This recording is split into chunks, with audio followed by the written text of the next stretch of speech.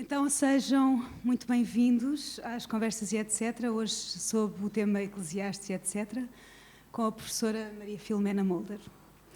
Conversas e etc. é um ciclo de 3 conversas que foi feito no âmbito da criação do espetáculo etc. So On und so weiter etc.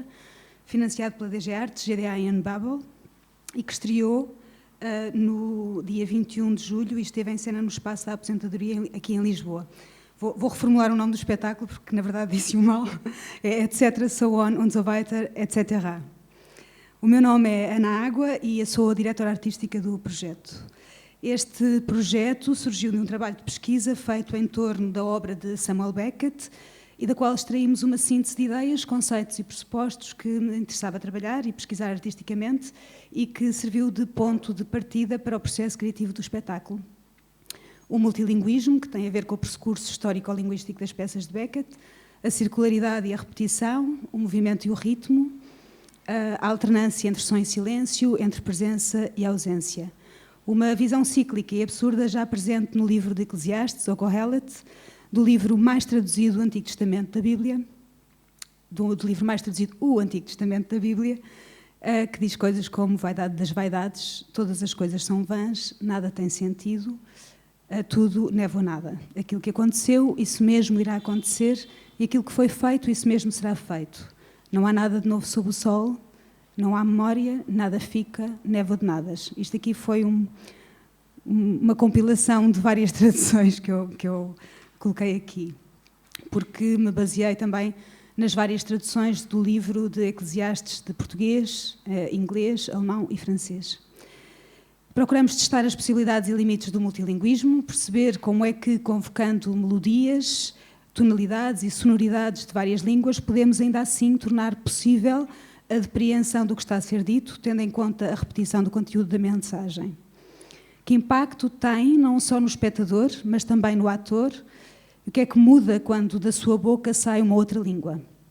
Exploramos paralelamente a corporalidade no trabalho teatral, tocando as fronteiras com a dança, aprimorando o rigor e a contenção do gesto, numa ideia de coletivo que surge da ausência de personagens individualizadas, onde um gesto é mais individual que um indivíduo, como dizia Milan Kundera na Imortalidade.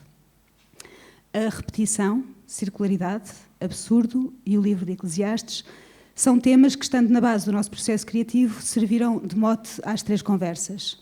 As 2 primeiras conversas estão disponíveis online, pelo que ainda podem assistir, etc. e tal, com o professor António de Castro Queiro e etc. e absurdo com o professor Rui Pina Coelho. Esta é então a última conversa, Eclesiastes ou Kohelet e etc., com a professora Maria Filomena Mulder, e surge em jeito de conclusão deste processo, ainda para mais porque a professora foi assistir ao espetáculo e, portanto, vai falar um pouco sobre ele em relação com Eclesiastes e outras coisas. A professora Maria Filomena Mulder é filósofa e foi professora catedrática na Faculdade de Ciências Sociais e Humanas da Universidade Nova de Lisboa. Escreve sobre problemas de estética enquanto problemas de conhecimento e de linguagem para revistas de filosofia e de literatura e escreveu também para catálogos e outras publicações sobre arte e artistas portugueses e estrangeiros. Tradutora e dramaturga, fez ultimamente a tradução e dramaturgia de O Duelo, de Heinrich von Kleist, com direção cênica de Carlos Pimenta. Em 2015, apresentou na Culturgest um ciclo de 4 conferências sobre o livro de Eclesiastes Kohelet, que fizeram parte do meu trabalho de pesquisa sobre o livro de Eclesiastes e me deram a conhecer, por exemplo, entre outras coisas, a tradução do Haroldo Campos. E posto isto, vou passar a palavra à professora Maria Filomena Mulder. Muito obrigada por ter vindo. Obrigada, Ana Água.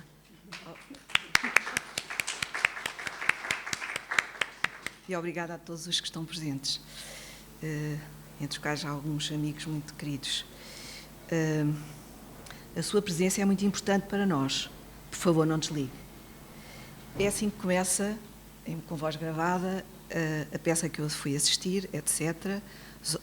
So On und so weiter, etc. E enquanto as 3 atrizes estão diante de nós nos estamos a sentar. Depois começa um jogo, uma coreografia. Há pouco a Ana Água disse que não havia personagens e não há. São mulheres, são 3 mulheres, são 3 atrizes, além da Ana Água é a Ana Vilela da Costa e a Sílvia Barbeiro.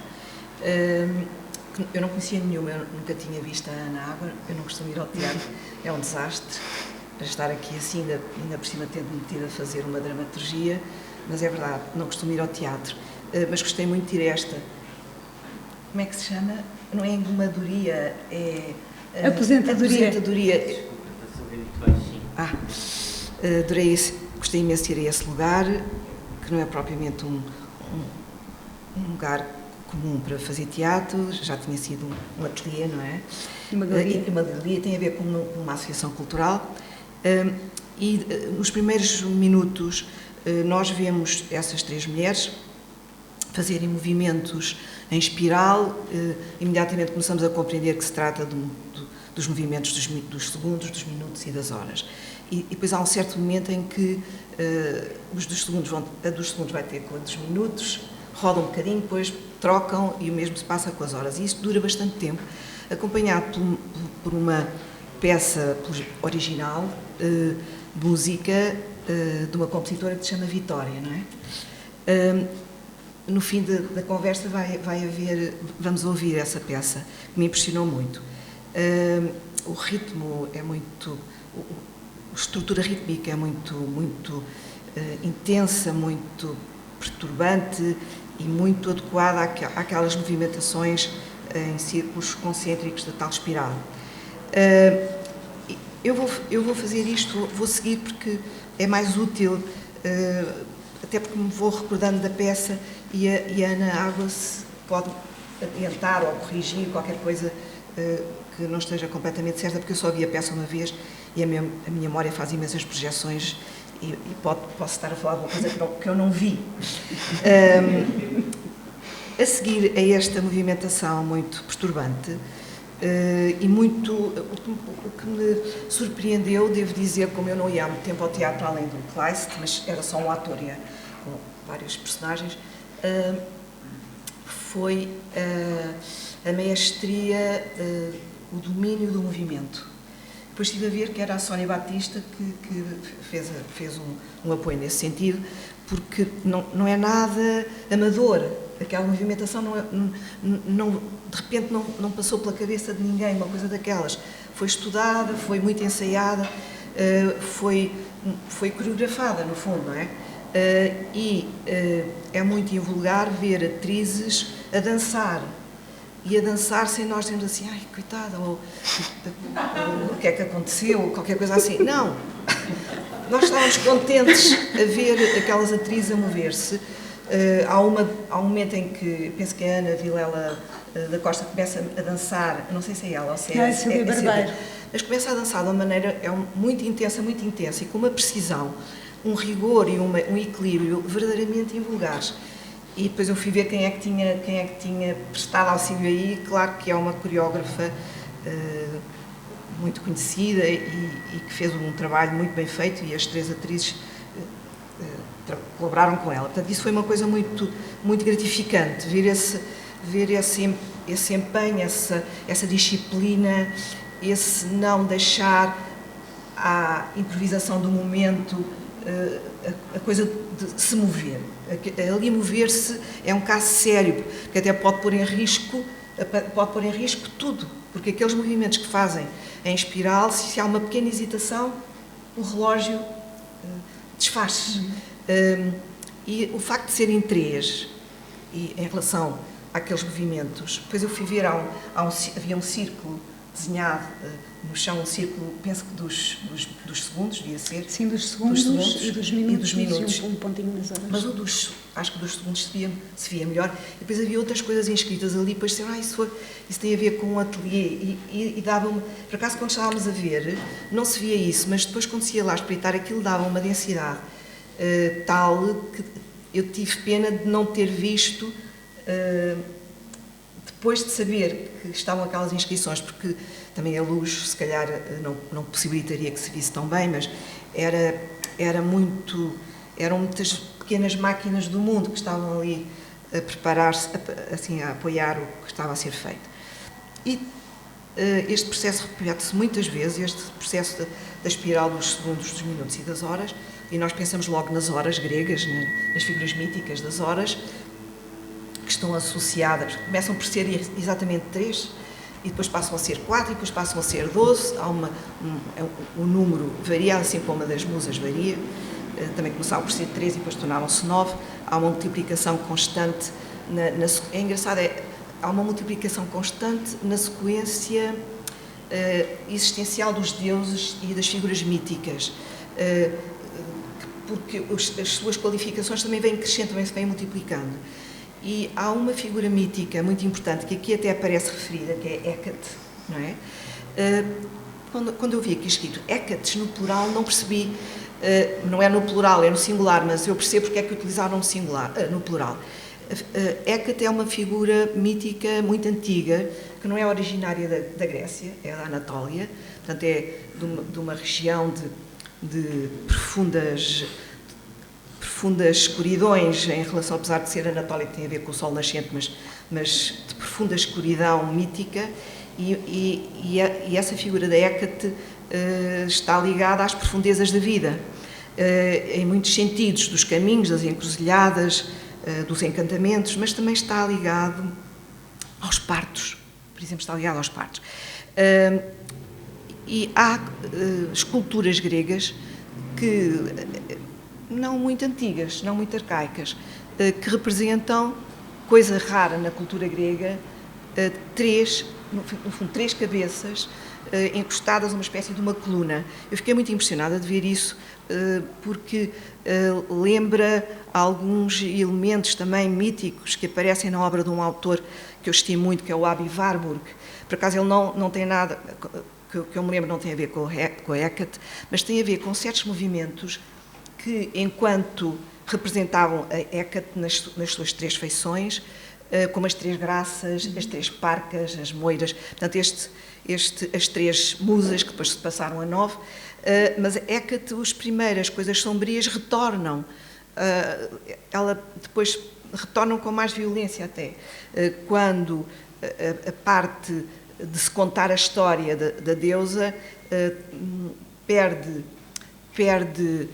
intensidade e os efeitos das forças dela ganham preponderância em relação à escuridão e em relação aos encantamentos. Bem, mas a Hécate, ou as Hécates, como está aqui escrito, aparece quando elas formam 3 cabeças, formam um triângulo, e aliás a figura do triângulo aparece constantemente também. Portanto, digamos que há uma coreografia secreta, mítica, geométrica, não digo mística porque não encontrei elementos místicos, mas que também conforma o espetáculo e que nós apreendemos assim de repente, mas precisámos de ver outra vez para perceber. Eu só estou a falar um pouco mais, com mais, como é que eu ia dizer, mais precisão, porque a Ana Água deu-me, para eu ler, enviou-me a dramaturgia, portanto eu fiquei com esses elementos. Mas antes da Hécate aparecer com as suas 3 cabeças, aliás, fazendo parte dessa secção, há uma secção chamada Nasce o Sol e Põe-se o Sol. E aqui começam os efeitos do Eclesiastes, começam os efeitos do Corrélade.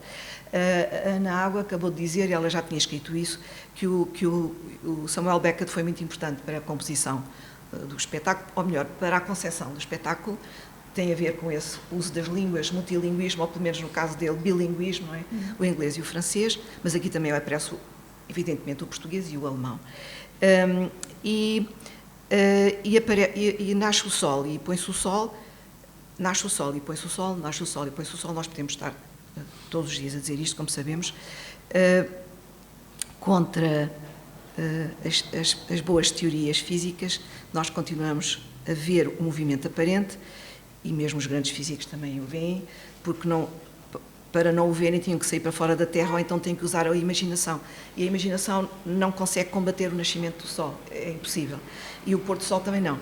Mas a repetição deste movimento aparente, do nascimento e do pôr do Sol, é que é perturbante. Há quem ache que não é perturbante e que é bom desejar boa noite para as lâmpadas se acenderem e que é bom desejar bom dia para o sol inundar a terra. Mas há quem veja nisto um sinal de uma repetição dolorosa, e até mortífera. Primeiro não vimos sempre nascer o sol. Depois sabemos que não vamos sempre ver o nascer do sol. E depois, todos os dias nasce o sol e todos os dias se põe. Isso é um sinal, é um vestígio de uma angústia muito forte de que haverá um dia em que não se vê nascer o sol e pôr-se o sol. Mas, além disso, estas duas expressões, nascer o sol e o pôr do sol, têm a ver com a repetição dos dias, com o tédio da repetição. E o tédio da repetição, que mesmo nas coisas que nós mais amamos, ou nas coisas que mais veneramos, mete o dente. O tédio, ele fala uma vez, pelo menos, do tédio. E, por acaso, em relação às palavras, também nesta peça se fala de palavras, que é uma coisa de que eu gosto. De que se fale, eu gosto das palavras. Mas esta passagem, esta secção de nasce o sol e põe-se o sol, é já sob a égide do Eclesiastes. Digamos que toda a concepção beckettiana fica soldada às palavras do Eclesiastes e a outras palavras que não são do Eclesiastes, mas que são inspiradas nele, ou também que podem ter sido inspiradas em alguma passagem do Beckett. Isso ignoro. Por exemplo, quando falam de palavras mais adiante, não sei se aí há alguma coisa do Beckett. Mas a falta de sentido é agora posso, senão depois esquece-me e além disso também perco o time, só para dizer relativamente ao alemão, que foi também escolhido porque algumas peças curtas do Beckett foram estreadas em alemão, portanto ele escreveu em inglês ou francês e depois... Sabia. Portanto, isso é muito importante que eu saiba, eu não sabia. Pensei que ele escrevia muitas vezes em francês e traduzia para inglês, que isso é uma coisa extraordinária, sendo ele de língua inglesa, isto é, mas como era irlandês, estava em litígio com a língua inglesa, claramente, e, portanto, o francês tomou a preponderância e ele traduziu os seus próprios textos, que é uma coisa raríssima de acontecer. Agora, que tenha sido estreado, é interessante que diga isso, porque os alemães têm tendência, pelo menos estou a pensar num caso, do Goethe, que traduziu Le Neveu de Rameau, o sobrinho de Rameau, do Diderot, para alemão, e o livro em França não foi proibido, foi impedido de ser publicado, e, portanto, foi publicado primeiro na versão alemã e depois é que foi na versão francesa, se a minha memória não está a traçar-me. Isso é interessante, esse amor pela tradução é muito importante. Tanto mais que aqui é dito que não pode haver tradução. E nós percebemos porque é que não pode haver tradução. Havendo tradução. Não é porque é de facto, não é porque seja um facto que haja tradução, que há tradução, e também não é por ser um facto que há tradução que não tem sentido dizer isso, nem uma coisa nem outra. Na verdade, a tradução faz de facto, mas a sua condição não é de facto. E é um mistério a tradução. Tem a ver com o mistério da relação entre as línguas. Está aqui um grande tradutor que eu admiro muito, o João Barrento, e ele sabe isso melhor que ninguém. A tradução não é um acontecimento factual. O ato de traduzir não é um acontecimento factual, é uma espécie de pedra de toque do mistério das relações das línguas, o mistério da relação entre as línguas, que a língua original, isto é, a língua materna, o mistério não se pode desvendar, quer dizer, não pode ser comunicado, só pode ser expandido, não é? Porque nós aprendemos uma língua segunda a partir da primeira, mas nós não sabemos como é que aprendemos a primeira, por mais teorias que haja sobre isso, há sempre um limite, como sabemos, para a compreensão. Mas a tradução é extraordinária, por um lado, porque é um ato extraordinário, com pedra de toque da multiplicidade irredutível das línguas. Aqui são 4, não é? Mas já é muito. Claro que há muitas e muitas mais, mas haver 4, que haja 4 já chega para pôr à vista o problema da multiplicidade. E depois, quando nós vamos ver os pormenores em francês, em inglês, em português e em alemão, há falta de coincidência, há deslizamentos constantes. Isso, por um lado, é uma condenação e, por outro lado, é uma graça, não é? Porque mantém a multiplicidade, não reduz a multiplicidade.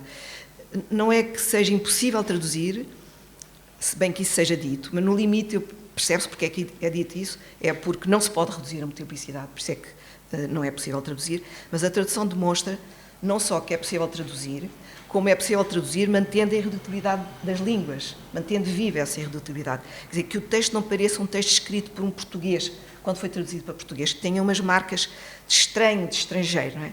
E penso que é isso que está em causa, não é? Depois, a deusa Hécate, eu gostei muito desta parte, que é uma deusa selvagem, ao mesmo tempo uma deusa dos partos, que a vida da mulher tem qualquer coisa de selvagem, e como sabemos, no Kohelet, a relação com as mulheres, esta peça é uma peça feita por mulheres, representada por mulheres. Claro que há alguns homens que fazem, por exemplo, eu não reparei que havia um vídeo. Está ali, vídeo, eu não reparei. Sim, é o vídeo, é o teaser do espetáculo e esta filmagem agora. Ok, mas durante o espetáculo não se vê nada? Não. Porque eu pensei bem, como é que tu não viste? Mas não estava. Não estava, portanto é um espetáculo que está reduzido a uma pobreza original, que é atores, um chão, um vestuário e uns certos adereços, poucos, não é? Bancos, uma corda, há umas lâmpadas também, não há? Não há lâmpadas. Não, isto faz parte da iluminação, mas há umas luvas. E há umas luvas, exatamente, estava-me a esquecer. Há umas luvas. Que tem a ver com o jogo de saltar à corda. Não é bem saltar à corda, é mais um jogo de tensão, de perceber a tensão entre as duas extremidades da corda, que ocorre entre a Ana Água e a Ana Vilela, exatamente. Mas nesta Hecate, na primeira ocorrência, é engraçado que há duas particularidades. Ela faz o que lhe apetece, esta deusa, e ao mesmo tempo fere aqueles que afeta. Isso é interessante, essa dupla, essa força que ela tem. E lembrei-me logo das graças, já disse isso. Esta passagem, vem outra vez as horas, os segundos e as horas. Que engraçado. Não me lembro nada de ter havido outra vez só me lembro no fim, não me lembro no intervalo, não me lembro desta segunda. O movimento é diferente, vamos para os minutos, ou seja, nós vimos de uma espiral, não é? E depois vamos para as 3 para os minutos, e depois vamos para as Hecades, e depois vamos para os segundos. Portanto fazem um jogo, e eu já não me lembrava disso, tem graça. Lembro muito bem, porque é muito impressionante ver as 3 cabeças. Portanto, elas estão de costas umas para as outras, formando um triângulo. E é muito forte essa imagem. E vem no desdobrável, vem essa imagem, só se vê o seu rosto, mas quando nós estamos lá podemos ver todos. E continuam, a Hecate continua, a Hecate tripla, mas este é um jogo muito engraçado que fazem, para além desse jogo que fizeram um intervalo que eu já não lembrava, com o tal espiral, fazem um jogo em que cada uma diz uma palavra, uma parte de uma palavra, em alemão, em inglês, francês e português, mas não podem voltar a dizer uma em português. E de vez em quando me dizem assim, enganei. E depois retomam, e é um jogo muito difícil. É mesmo um jogo verdadeiro.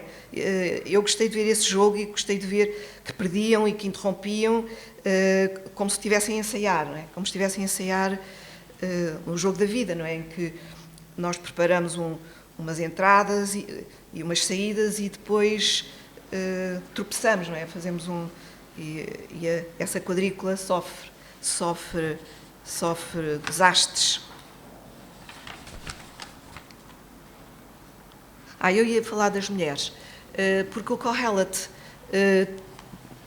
como quase sempre acontece na literatura masculina e no modo de pensar masculino, a mulher é uma imagem.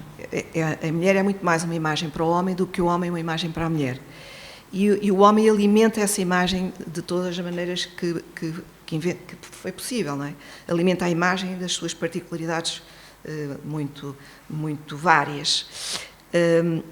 E nesta peça, claro que além do vídeo há outras pessoas, há outros homens a trabalhar, mas na representação são 3 mulheres, na coreografia também é uma mulher, e o Kohelet, em relação às mulheres, faz 2 afirmações diferentes. Uma que é claramente uma citação dos provérbios, há 3 ocorrências nos provérbios de uma afirmação semelhante, é que ele não conhece nada mais amargo do que uma mulher. A Agostina Bessa Luís cita essa passagem num livro maravilhoso que se chama Uriel da Costa, um livro que ela fez sobre Uriel da Costa, sobre esse homem extraordinário, esse pensador que nasceu em Portugal, de uma família judaica, mas convertida ao cristianismo, e ele decidiu, depois do pai morrer, partir para sair de Portugal, convenceu toda a família a converter-se ao judaísmo.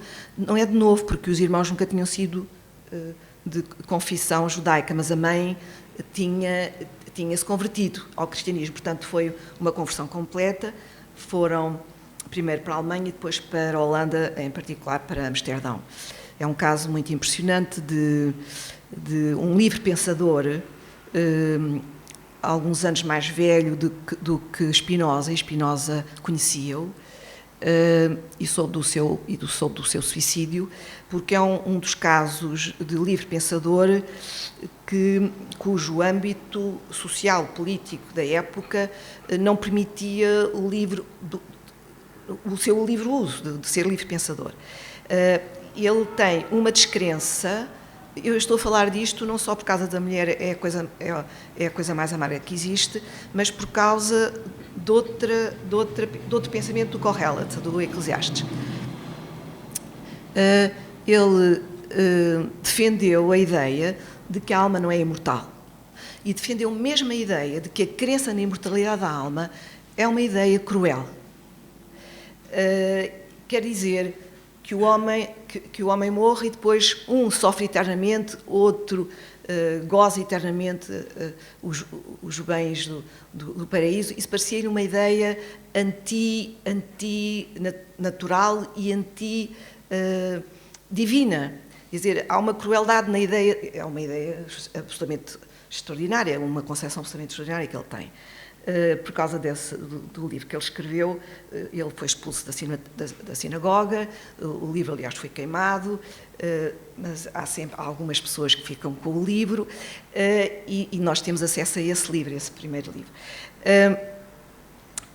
E um dos argumentos que ele usava era justamente o Kohelet, o Eclesiastes. Porque neste texto, aliás, nos textos bíblicos de origem hebraica, não existe a crença na ressurreição, a não ser num texto tardio, um livro mais tardio, o livro de... agora esqueci-me de Jonas, não consigo dizer-vos o nome. É um dos livros mais tardios da Bíblia, mas não é Jonas. Não consigo lembrar-me do nome. É o nome de um homem. Aí há, nesse livro, que eu não consigo lembrar o nome, há a crença numa vida eterna. Mas é muito raro encontrar vestígios sequer de uma tal crença nos outros livros. E, sobretudo, nos livros que ele põe em relevo, que é o livro de Job, alguns salmos, e o livro do Eclesiastes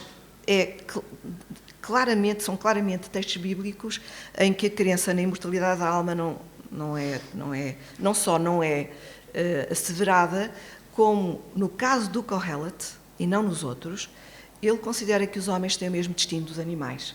Os homens não são mais que os animais, é o que ele diz. Isso é extraordinário, é mesmo extraordinário esse pensamento. Faz-nos mergulhar em meditação profunda. Pensar assim, o Guido Ceronetti, que era um grande leitor, porque ele já morreu há 2 anos, um grande leitor e dos textos hebraicos e foi tradutor também do Kohelet, diz que é um pensamento sublime, porque é o pensamento que faz retornar à nossa vida a ideia de uma proximidade, de uma irmandade com os animais, e tem a ver com todos morremos, é essa a ideia. E essa ideia faz com que se olhe os animais de outra maneira, se nós considerarmos que também morremos como eles. Assim como também ele assegura, o Ceronetti, como comentador do Kohelet, que o mais importante não são os olhos, o mais importante é a barriga. Cuidar da nossa barriga, isto é, cuidar do nosso alimento, é um ato quase de crença em Deus. Quem cuida da sua alimentação está perto de Deus, é a ideia. Quem come com os olhos está longe de Deus. E há pessoas que comem com os olhos, como sabemos. Têm mais olhos que barriga, diz-se assim. Para ele é a fonte de todos os males, e eu cada vez estou mais convencida que é verdade. Ter mais olhos que barriga é a fonte de todos os males. Portanto, eu falei da Agostina, que cita essa passagem do Kohelet, do Eclesiastes. A mulher, não há coisa mais amarga que a mulher, que é numa conversa que a mãe ele é expulso, os irmãos são proibidos de lhe falar, os vizinhos também, portanto a única pessoa que fica com ele é a mãe, e a mãe, há uma certa altura que tem uma conversa com o filho, e pergunta-lhe porque é que Deus não é uma mulher. Pergunta-lhe isso. E antes disso, antes de fazer essa pergunta, faz essa citação do Eclesiastes. Não há coisa mais amarga do que uma mulher. Esta é, digamos, uma visão tradicional de alguns textos da Bíblia, não de todos, como sabemos, do Cântico dos Cânticos não é, por exemplo, ou mesmo do Gênesis, mas é dos provérbios. Tem um valor proverbial. Há muitos conselhos proverbiais portugueses para temer a mulher, para não desconfiar da mulher, etc. Um ser em que não se pode confiar, instável, inconsequente, todos sabemos disso, não é? Portanto, não é nada de estranhar que nos provérbios hebraicos também haja coisas parecidas com essa, mas uma coisa é dizer que é instável e não sei o quê, outra coisa é dizer que não há coisa mais amarga. E depois há alguns que interpretam, justificando que é a mulher que atraiçou o marido, por exemplo, e torna-se muito amarga. O Kohelet tem outra ideia. O Kohelet não, o Cheronetti tem outra ideia. Diz que é a mulher frígida. A mulher frígida é que é a coisa mais amarga que existe. Isto para quem gosta de mulheres, e o Kohelet gosta de mulheres, e o Cheronetti também gostava. Quer dizer, homens que gostam de mulheres. Também há mulheres que gostam de mulheres, mas neste caso são 2 homens. Agora, a seguir, vem de novo as horas dos segundos, e certamente com essas passagens da figura da Hecate, com a sua tripla cabeça e formando esse triângulo tão extraordinário, tão bonito, e depois começa o é inútil. E no é inútil é quase uma variação todos os dias o sol nasce e todos os dias se põe, mas agora com aquela frase, talvez com aquele versículo mais conhecido de todos do Eclesiástico, quando eu era menina, abominava, que eu via na igreja, que é nada de novo sob o sol. Porque isto não pode ser verdade. É só isso. E a razão porque não pode ser verdade é exatamente a mesma que, no fundo, Eclesiastes dá para que seja verdade. É que vão nascendo. Para ele não há nada de novo sob o sol, porque nascer não é uma novidade para ele. O Kohelet, pelo menos em certas passagens, tem horror ao nascimento, como o Guido Cheronetti. O Guido Cheronetti é um pessimista profundo, não nihilista, mas profundamente, tem horror ao nascimento, mas prefere certos tipos de nascimento, que não sejam forjados, mas tem horror ao nascimento de qualquer maneira. E Kohelet também prefere, às vezes até diz que prefere a criança que nasceu morta à que nasceu viva. Faz afirmações deste tipo, muito terríveis, muito preocupantes, assustadoras. Mas há uma coisa que o Cheronetti diz: eu não posso aceitar uma coisa destas, como é óbvio. Tive 2 filhas e tenho netos e amo o nascimento. Aliás, a palavra physis, como a palavra natureza, quer dizer nascimento. Vem ambas, natura vem de gnascor. Um verbo latino quer dizer ter nascido, não é? E a physis vem de um começa com, quer dizer, a construção tem uma partícula inicial fu, que tem a ver com proveniência, com origem, com brotar.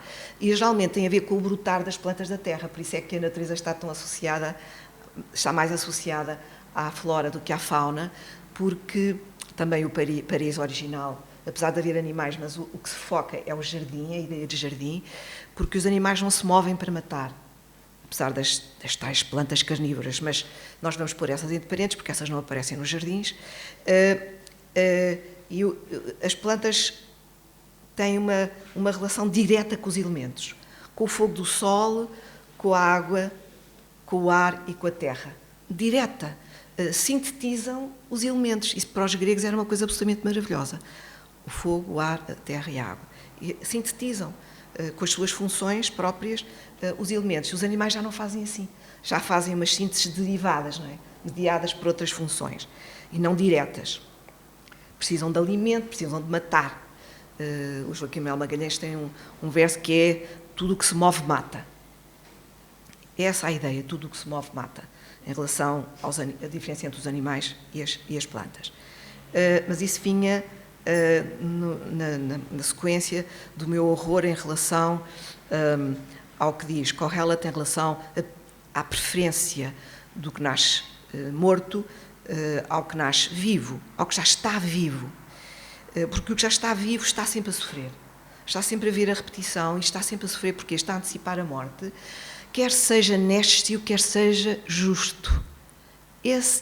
Essa percepção é que dá o conteúdo do sem sentido da vida.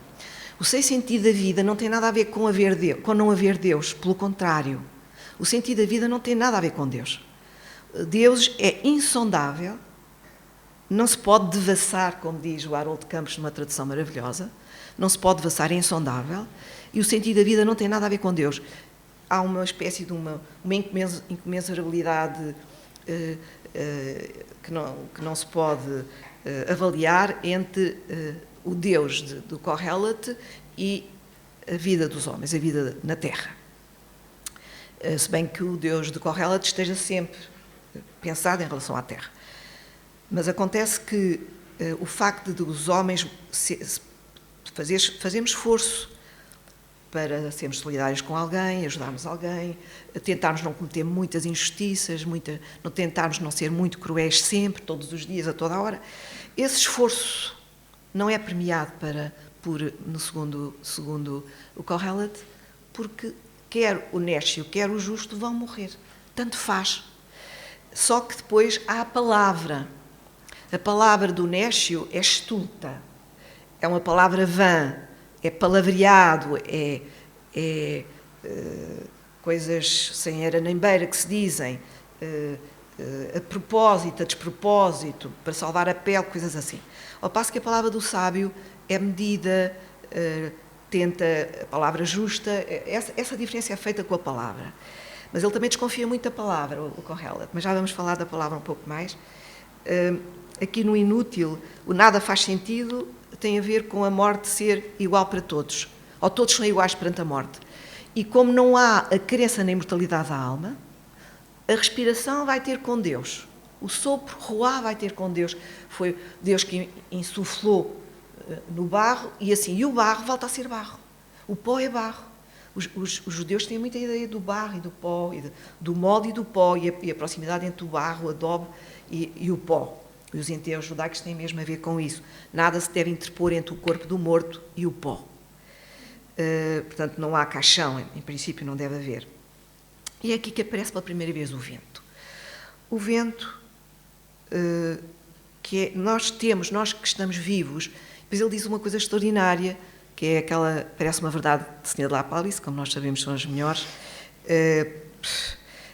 não há nada a dizer, não há nenhum comentário a fazer, mas esta fome de vento, que o homem tenha fome de vento, quer dizer, a tal vaidade das vaidades, na tradução de São Jerónimo, que em alemão aparece aqui, é a tradução melhor em alemão, que é Trachten, ein Eichen nach Wind, também pode ser Trachten nach Wind, que é essa fome de vento. Há uma fome de vento na nossa vida, mas o vento também é uma força, quer dizer, o vento é sempre uma força, quer seja objeto da nossa fome, quer seja outra coisa, mas também é objeto do nosso espanto, digamos, é a imagem da nossa miséria, porque nós ansiamos por tudo aquilo que vai desaparecer e, ao mesmo tempo, é uma força que nós não conseguimos domar. Essas duas imagens aparecem no Kohelet e eu gostaria que a Ana lesse, se calhar não pode ler tudo, mas leia intuitivamente das coisas dos versos que selecionou, um poema sobre louvor ao vento do Rui Belo, do livro Toda a Terra, e eu pensei que vou dizer uma coisa, eu li este poema inteiro, este poema tem, sei lá, 3 ou 5 dezenas, mais, deve ter 100 versos ou mais, no princípio da segunda conferência sobre o Kohelet, na Culturgest. E li muito depressa, primeiro porque eu leio sempre muito depressa, mas segundo porque achei que era mesmo que tinha que fazer uma espécie de ventania. Quer dizer, ninguém percebeu nada do que eu li. Foi... Foi muito Beckettiano também, não é? Eu achei uma pessoa que disse assim, não percebi nada. Bem, essa era a ideia. Eu não tive coragem de dizer. Essa era a ideia, porque soprasse mesmo, fosse um sopro. Então, ele gosta do vento. O Rui Belo gosta do vento. E eu também gosto do vento desde criança. E este poema é em louvor do vento. Portanto, a Ana vai ler umas passagens. E depois ainda vão ouvir um programa na rádio chamado Cóclea, em 2022, onde este poema vai ser lido também. Então, em louvor do vento, Rui Belo. Às vezes, talvez uma simples dor no dedo mínimo de um pé ou o brilho nos olhos de uma mulher que passa e passa decididamente, de certo para sempre, e sinto ser possivelmente essa mão inconfundível devido a uma determinada pressão no ombro desde sempre esperada. Sim, talvez essa dor ou esse brilho e essa dor simultaneamente distraem-me do vento que roda lá fora, que roda loucamente lá fora, que roda como se rodar fosse para ele uma verdadeira maneira de ser, que roda envergando todas as suas vestes de inúmeras peças tufadas, compridas e transparentes, e ascende das areias invariavelmente passivas da praia humilde, feminina, sensível às constantes embaixadas envolventes do mar, até às pedras altas do velho forte, altas e altivas no cimo da sua altura e da sua idade, na forma de um vulto esguio, redondo e rodopiante, de pinheiro ou simples ampulheta ou clepsidra. Posso ler uma coisa agora? Sim. É o primeiro capítulo, versículo 6.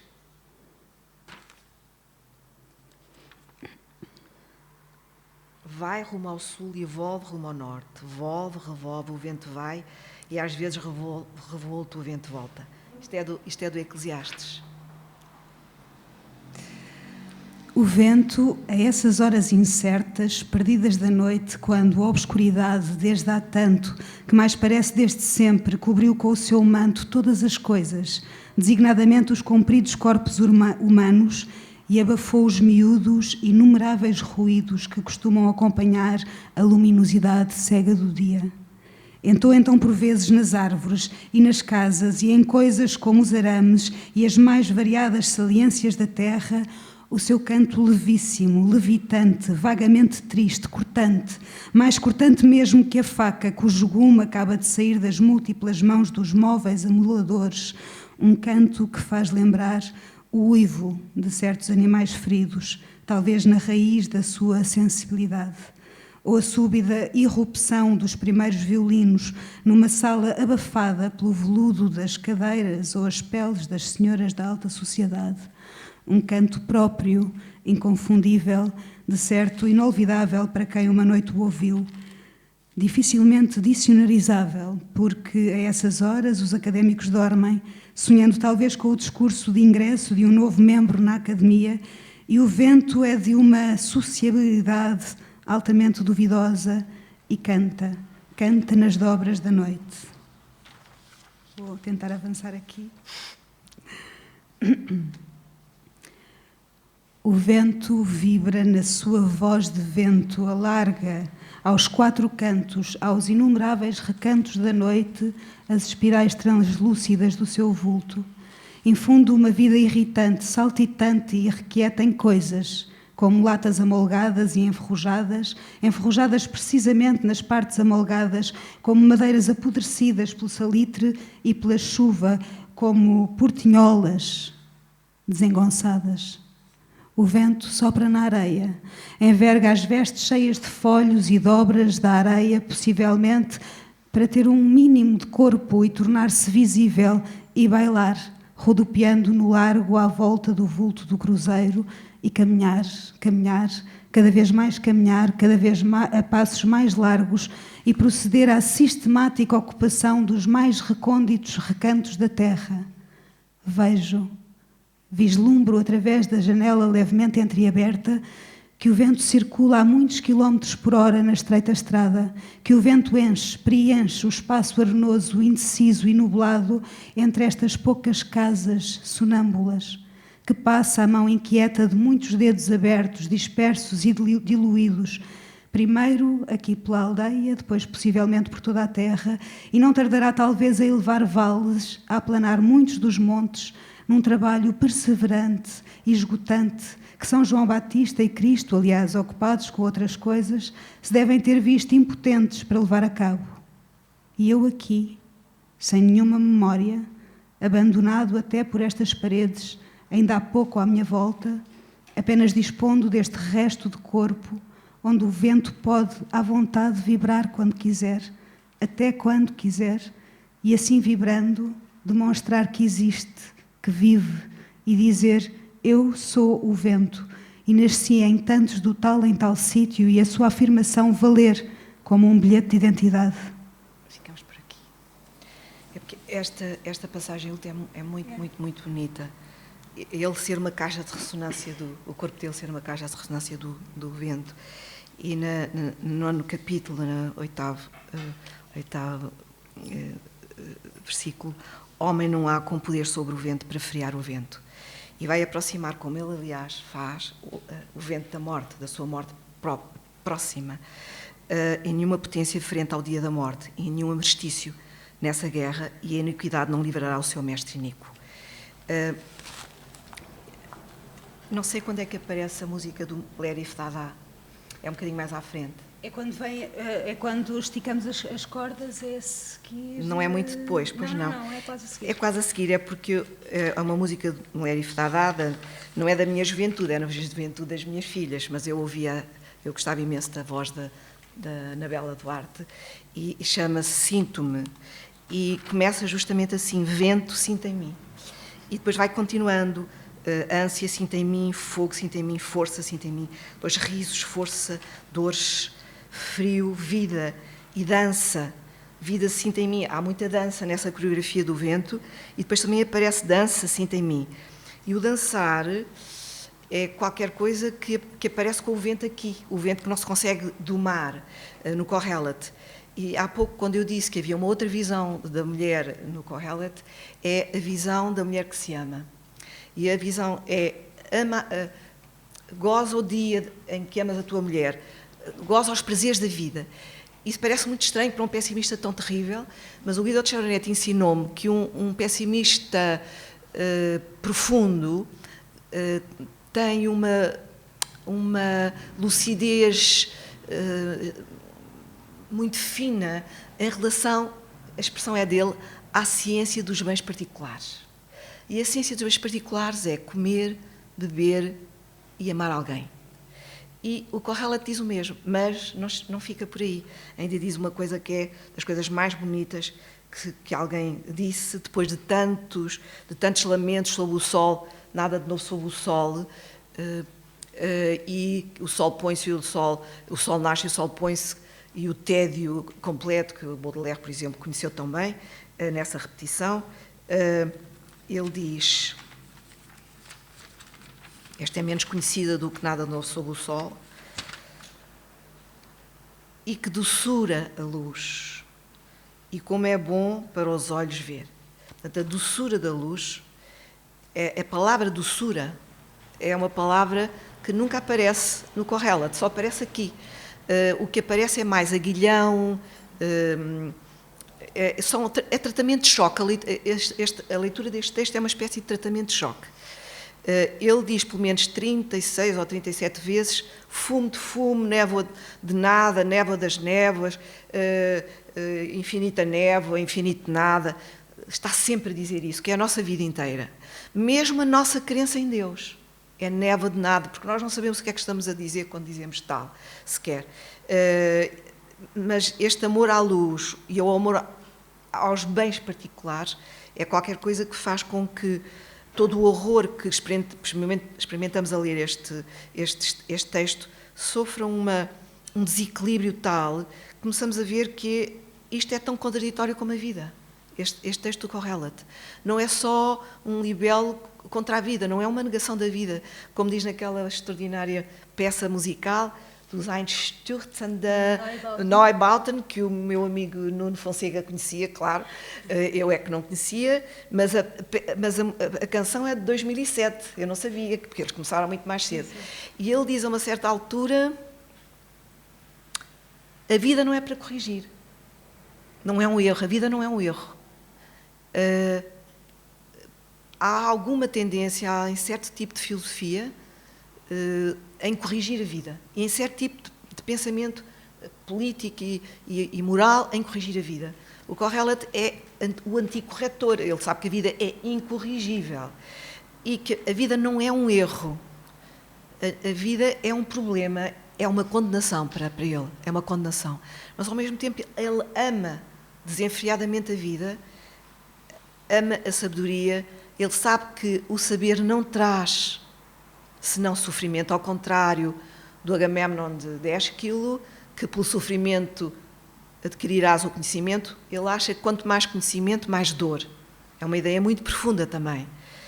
E depois no fim diz esta coisa que eu acho maravilhosa, que é, escuta as palavras, ele primeiro começa por dizer no primeiro versículo, estas são as palavras de Kohelet, filho do rei de David, que não é.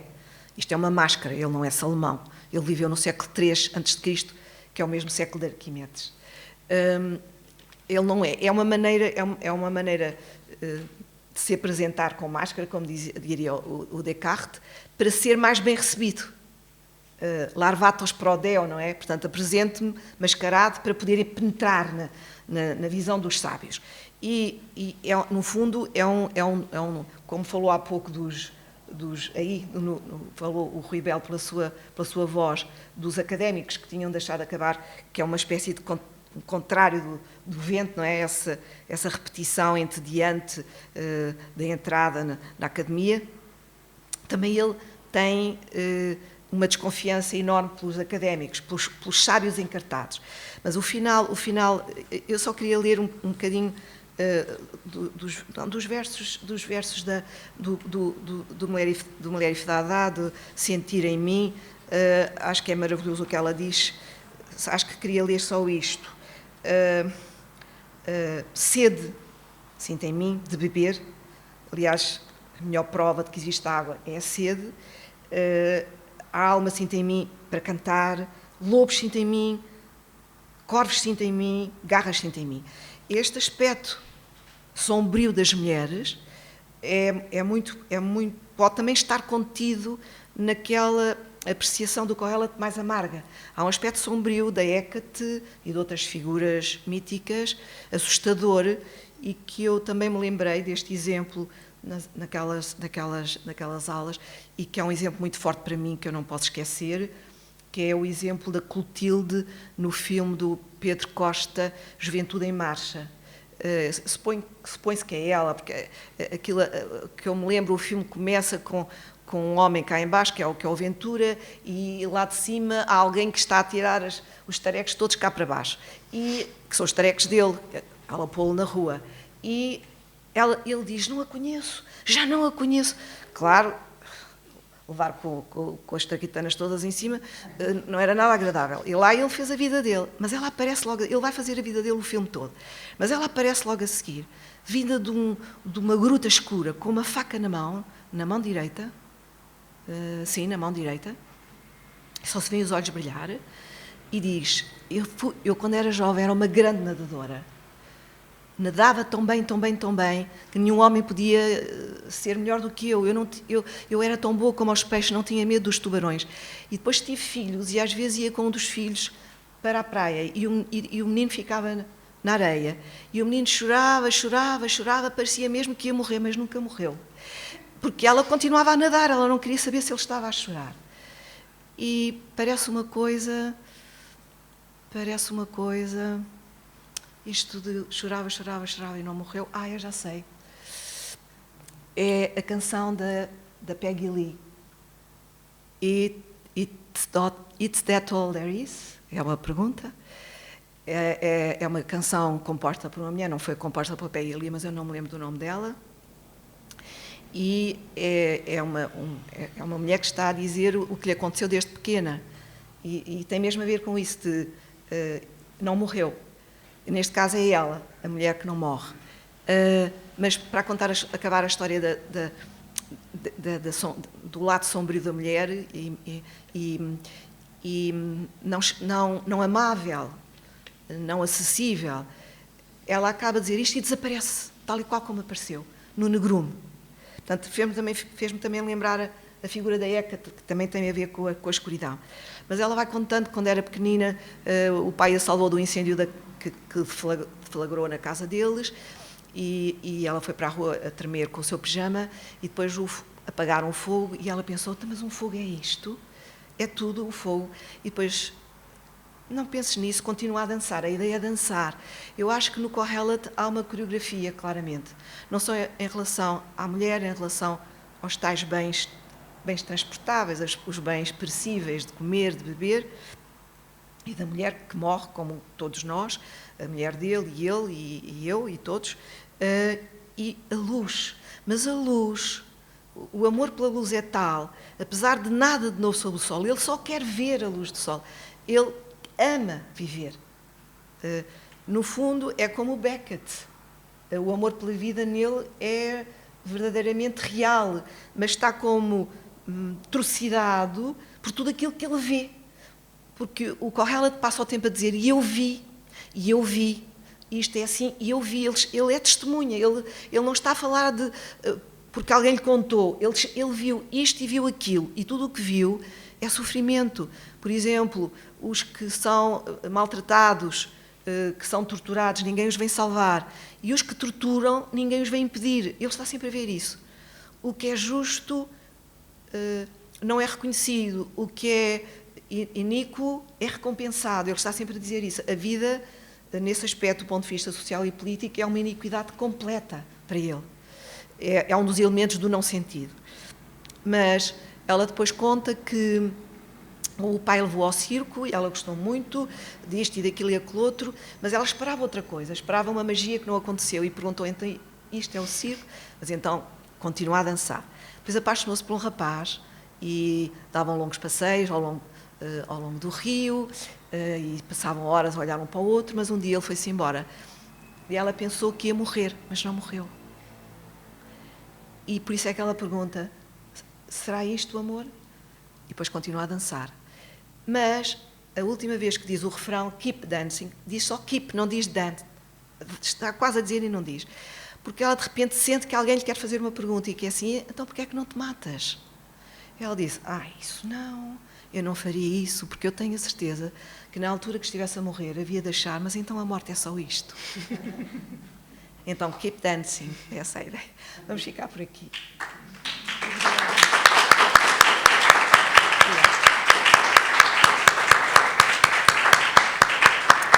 Eu não fiz, foi o roteiro até ao fim, porque faltava falar das palavras, que é um jogo Wittgensteiniano maravilhoso.